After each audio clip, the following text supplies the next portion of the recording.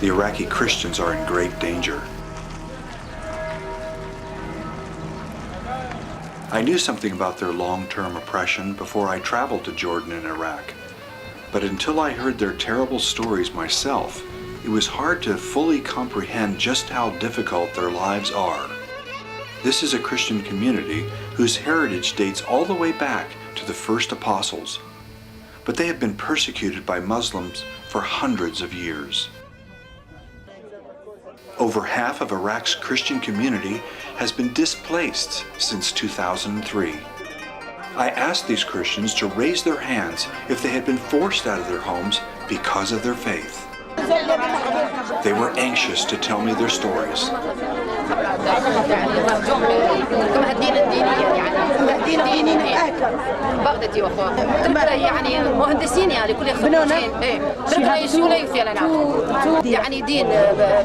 For religious حتى الكنيسة ليه Christian ومسلم يعني لقيتك زادة في الزمان لقيته يعني مراسيم دينية وايد ابد.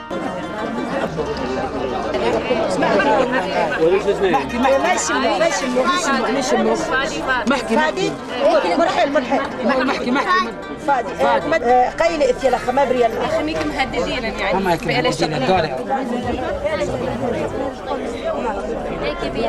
ريتا منصور she was threatened for child to be kidnapped.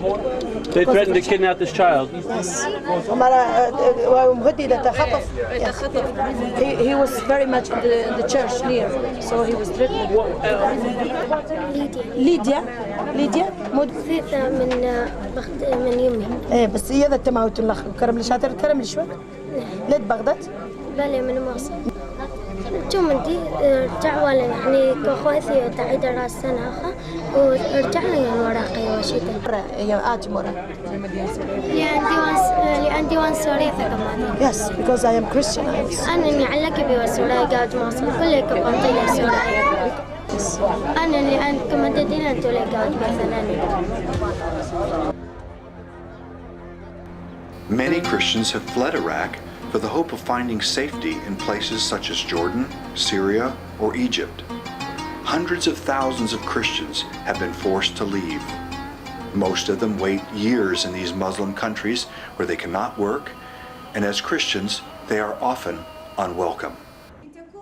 Diala is a chemist and a mother of 3. She and her family fled Iraq in 2006.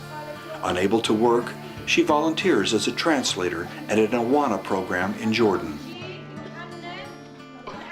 When they kidnapped my husband's brother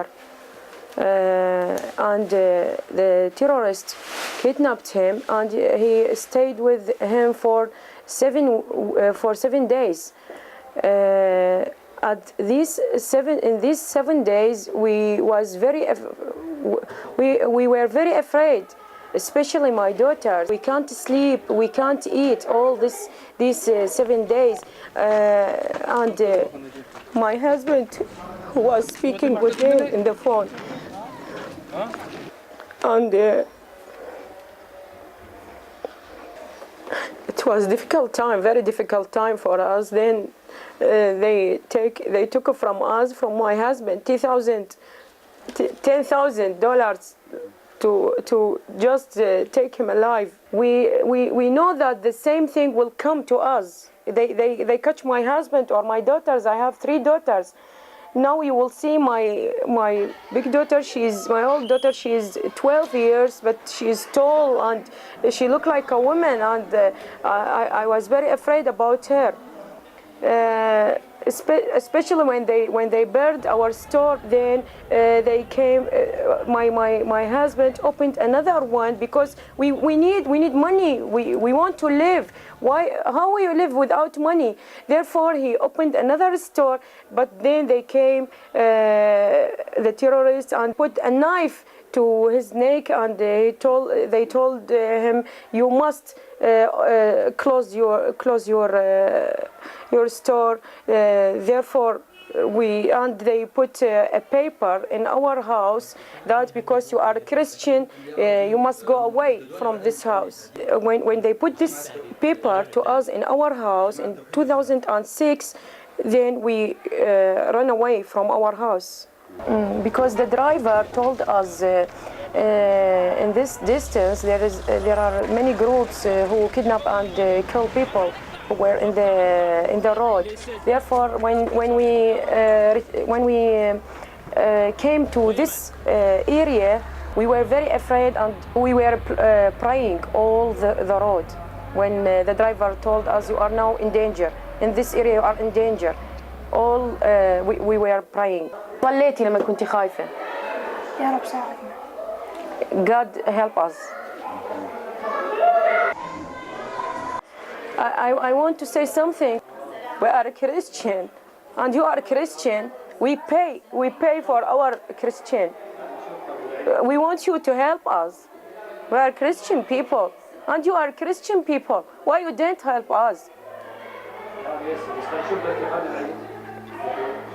The same thing happened with Jesus. Now it will happen for us.